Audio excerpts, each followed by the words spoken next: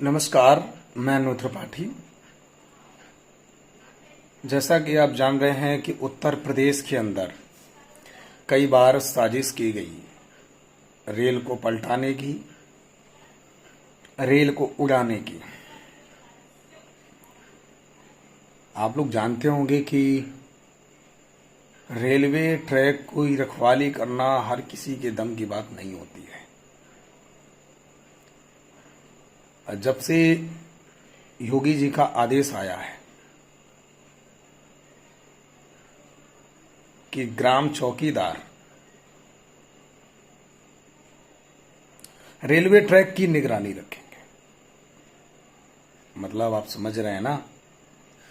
योगी ने अधिकारियों से कहा कि ग्राम चौकीदारों की फौज तैयार की जाए, ग्राम चौकीदार के तंत्र को मजबूत किया जाए। मेरा एक भाई सवाल कर रहा है, पूछ रहा है कि भैया ये तो फायदा खाली पटरी के किनारे लोगों का होगा। तो भाई साहब, आपको जानकारी के लिए बता दूं कि 70,000 चौकीदारों की बात की गई है। प्रमाण के साथ आपको बता रहा हूं। जो फायदा रेलवे पटरी के किनारे लोगों को मिलेगा वो आपको भी मिलेगा। और यहां तक भी बता रहा हूं कि अगर 20 किलोमीटर 25 किलोमीटर दूर भी है तो आपकी ड्यूटी लगाई जा सकती है, इसमें कोई शक नहीं है। और हाँ, एक बात और, जो आपके मन में ये कंफ्यूजन चल रहा है कि भैया ये तो फिर महीनों के हिसाब से ड्यूटी करें, नहीं। जिस तरह से आपकी थाने में ड्यूटी लगती है उसी तरह से आपको एक एक दिन, दो दो दिन, तीन तीन दिन की जिम्मेदारियां दी जाएंगी। एक टोली बनाई जाएगी कि किसको कौन से किस तरह से ड्यूटी करनी है। लेकिन यदि अगर महीनों के हिसाब से ड्यूटी लगाई जाती तो इसके लिए आप अपने अधिकारी से बात कीजिए कि सर मुझे जितना वेतन मिलता है उतनी ही मैं ड्यूटी करूंगा। अगर इसका एक्स्ट्रा वेतन हमें मिलेगा तो हमारी लिखित और रजिस्टर में चढ़ाइए कि हम आज हमने रेलवे में ड्यूटी की, ये वो दुनियादारी। ये तो आपके ऊपर डिपेंड करता है। आप यदि राष्ट्र को योगदान देना चाहते हैं या सरकार का योगदान करना चाहते हैं तो ये आपके ऊपर, इसमें मेरी तरफ से कोई जोर दबाव नहीं है। आप अगर चाहते हैं कि दो की जगह 10 ड्यूटी करना चाहते हैं, सोच रहे हैं कि भाई राष्ट्र के हित में हम करें या प्रदेश के हित में करें, तो इसमें हमें कोई आपत्ति नहीं है, ये आपके ऊपर है। लेकिन एक जो लीगल प्रोसेस है वो यही है कि आपकी जो ड्यूटी है, जो आपको पैसा मिल रहा है, आप उस बेस पे ड्यूटी कर सकते हो। आपको पता है, हमने आपको बहुत पहले वीडियो डाल करके एक चीज बताई थी कि हर थाने पर चौकीदारों का सत्यापन जारी किया जा रहा है, सत्यापन हो रहा है। वो इसीलिए हो रहा था सर्वे कि भाई कितने लोग मरे, कितने जिंदा हैं और कितने लोग एक्टिव हैं। तो ये सत्यापन होने के बाद सरकार जो फैसला लेती है ना, धड़ाधड़ लेती है, इस बात को याद रखना। देखो, मैंने आपको वीडियो में कई बार कहा है ना कि कर्मचारियों को लेकर बहुत सशक्त है सरकार। इस समय सोच रही है कि बस उसे जो भी करना है अच्छा करना है, क्योंकि उसको 2027 में जीत हासिल करनी है। ये जो सबसे मजबूत काम हुआ है, माननीय छोटेलाल गौतम जी, पूर्वी जौनपुर, जो कि राष्ट्रीय चौकीदार सेवा समिति के उपाध्यक्ष, राष्ट्रीय उपाध्यक्ष, उनके द्वारा जो ये पत्र लिखा गया, ये बहुत ही इंपॉर्टेंट पत्र है, जो आज तक के रिकॉर्ड में इस तरह का पत्र आज तक योगी तक नहीं पहुंचा। और जब से ये रजिस्ट्रियां स्टार्ट की हैं, मतलब पत्र योगी जी तक पहुंचाया है। आप ये समझ लो, मुझे तो इसकी गिनती भी नहीं पता है।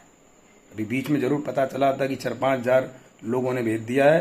अब तो हो सकता है संख्या ये 20,000 पार हो रही हो, लेकिन हमें इसका कोई ब्यौरा भी नहीं मिला। ये ब्यौरा एक साथ मिलेगा। सोचिए, आप इतनी रजिस्ट्री, आप सोचो यदि आपके पास इतने पत्र आने लगे तो आप क्या करोगे। जैसी बात है कि देखो क्या होता है, कई बार जिद बहुत बड़ी चीज होती है। आपके पास एक बार लेटर आएगा, 2 बार लेटर आएगा, 3 बार लेटर आएगा, 4 बार आएगा। आपके पास जब आता ही रहेगा ना तो आप सोचिए हटाओ यार, इनको कुछ दे दो ना, वरना ही हमको नंगा कर देंगे। यही हाल है सरकार का। उसने देखा कि इतने पत्रांक आ रहे हैं, इतनी सक्रियता है। उस सक्रियता को देखकर योगी ने दिमाग लगाया कि क्यों ना इनको यूज किया जाए, क्यों ना इनको ऐसा मजबूती का काम दिया जाए और ये देखा जाए कि ये कितने मजबूत हैं। आप सोच लीजिए कि ये आपका बहुत बड़ा परीक्षा का काम चल रहा है।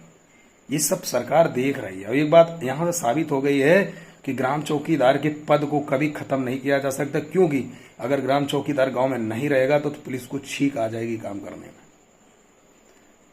सरकार ने सोचा, दिमाग लगाया कि यार क्यों ना चौकीदारों का पावर देखा जाए कि क्या पावर है। वो आपके काम को देख रहे हैं। यदि आपने काम को दिखा दिया ना मेरे भाई साहब, जाओ, वादा करता हूं, विश्वास है मुझे पूरा कि योगी जी वेतन आपका बढ़ाएंगे। मैं देखता हूं कि कुछ लोग मेरी बात पकड़ लेते हैं। अरे भाई बानी, मैं आपको संकेत बता रहा हूं, जो चीजें मुझे रियलाइज होती रहती हैं। मैंने कहा ना कि कई बार अब तक आपका वेतन बढ़ गया होता, लेकिन असामाजिक लोग बीच में आ करके कोई मुकदमा फैला रहा है, कुछ कर रहा है, कुछ कर रहा, इससे सरकार असंतुष्ट हो जाती है, पता है आपको। और ये पता होना चाहिए, जाने कितने मुकदमे चल रहे यार, सरकार जो चाहेगी वही होगा यार। वो तारीख पे तारीख लेती रहेगी, चुनाव आ जाएगा, चुनाव खत्म भी हो जाएगा, वो आप तारीख पे तारीख जाते रहिए और वकील साहब का पेट भरते रहिए और अपना पेट भरते रहिए। लेकिन हमारी कोई मानता नहीं है, मानने वाले मानते हैं, ऐसा नहीं। आप लोगों ने वॉइस ऑफ किंग को इतनी ऊंचाई तक आप पहुंचा रहे हैं कि आप सोचिए कि इतनी खबरों का असर हो रहा है कि नेशनल चैनल तक आप पहुंच रहे हैं। ये बहुत बड़ी बात है मेरे भाई कि जी न्यूज चैनल चल करके थाने में चौकीदारों को ढूंढ करके इंटरव्यू ले रहा है, तो ये कोई छोटी बात है? आप सोचिए पहले। आज कम से कम सैकड़ों चैनल आपकी फ्री सेवा कर रहे हैं। आप सोचिए यूट्यूब पे आप जहां देखो चौकीदार चौकीदार चौकीदार, ये सब क्या है? चमत्कार है। आपने समर्थन दिया और हमने आपकी आवाज को बुलंद की, इतना किया कि आज सोच लीजिए कि फ्री में आपकी खबर दिखाने के लिए लोग खड़े। विचार कीजिए आप। ये पत्रांक पहुंचने से इतना बड़ा असर हो जाता है कि मंत्री महामंत्री तक सनक जाते हैं और वो आ जाते हैं। आप सोचिए, आप कहते हो कि खबर का असर नहीं होता है, काम करने का तरीका नहीं होता है। काम करने का तरीका होता है, पर काम को किस तरह करना चाहिए ये दिमाग लगाने की आवश्यकता होती। आप सोचिए, पहले कभी आपने एक विचार किया कि जितने भी अधिकारी रेंज होते हैं, जितने भी बड़े पद होते हैं, वहां पर ब्राह्मण को क्यों बैठाया जाता है? याद रखना कि ब्राह्मण 52 बुद्धियों का विकार रखता है, मतलब 52 बुद्धि उसके अंदर होती है। अपने 52 बुद्धि अगर कोई ब्राह्मण लगा देता ना, तो समझ लीजिए कि सृष्टि में संहार हो जाएगा, क्योंकि बुद्धिमान समझा जाता है ब्राह्मण। पहले के राजा महाराजा हुआ करते थे ना, तो ब्राह्मणों को इसीलिए रखते थे, उनसे सलाह मशवरा लेते थे, उनसे दिशा दशा सब पूछते थे, तब जाके काम करते थे। तो एक तो ऊपर वाले की दया कृपा से मैं एक जाति से ब्राह्मण हूं, लेकिन उसके पहले एक हमारा जो मानव सेवा धर्म है, जिसमें हम हमेशा आपसे कहते हैं कि मैं आपका एक दास और आपका एक सेवक बन के काम कर रहा हूं। मैंने कभी अपने आप को भवकाल में रखने की कोशिश नहीं की। एक तुलसी जी का माला बस पहन करके आपकी सेवा करता हूं, कोई ऐसा नहीं कि मैंने कोई भवकाल बहुत बड़ा बना रखा। बहुत आम परिवार से हूं मैं, कोई करोड़पति और लखपति बाप की औलाद नहीं हूं। मैंने आपके दुख और दर्द को समझा, इसलिए मैं आपकी सेवा कर रहा हूं। ये चीज लोगों को नहीं समझ में आ रही, और ये जो काम हो रहे हैं ना, ये भी उनको समझ में नहीं आ रहा कि क्यों हो रहा, कैसे हो रहा है।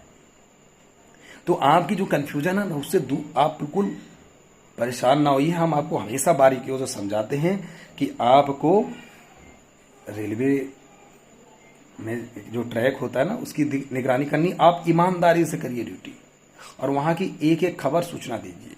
और आपकी एक और जिम्मेदारी, जो रेलवे किनारे हैं उनको वहां लगेगी, जो रेलवे किनारे नहीं उनकी जिम्मेदारी ये है कि नवरात्र भर किसी भी तरह से अवैधानिक मांस कटान नहीं होनी चाहिए, अवैध तरीके से मांस बिक्री नहीं होनी चाहिए।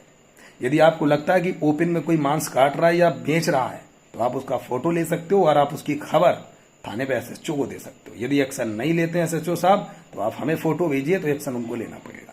कहने का तात्पर्य है कि जो नियम कानून है उसके हिसाब से लोगों को रहना पड़ेगा। ये आपकी कुछ जिम्मेदारियां हैं, उन जिम्मेदारियों को निभाइए। गांव के बाहर भी अगर आपको लगता है, आप पुलिस की तरह मत करिए कि भाई मेरी यहाँ ड्यूटी इस एरिया में, दूसरे इलाका में डकैती पर, इससे कोई मतलब नहीं। ये नहीं, आपको लगता है कि आप दूसरी जगह जा रहे हैं, आपको लग रहा है कि अपराध हो रहा है, तो उस अपराध की सूचना अवश्य दे दीजिए वहां के थाने पर, और हमें भी अपनी फोटो या वीडियो भेजा करिए प्रमाण, ताकि हम आपको चला सके कि आप कितना सक्रिय। ठीक है ना भाई? तो आपको घबराने की आवश्यकता नहीं। पल पल की खबर वॉइस ऑफ किंग आपके घर तक पहुंचा रहा है, निश्चिंत रहो। जय हिंद, जय भारत।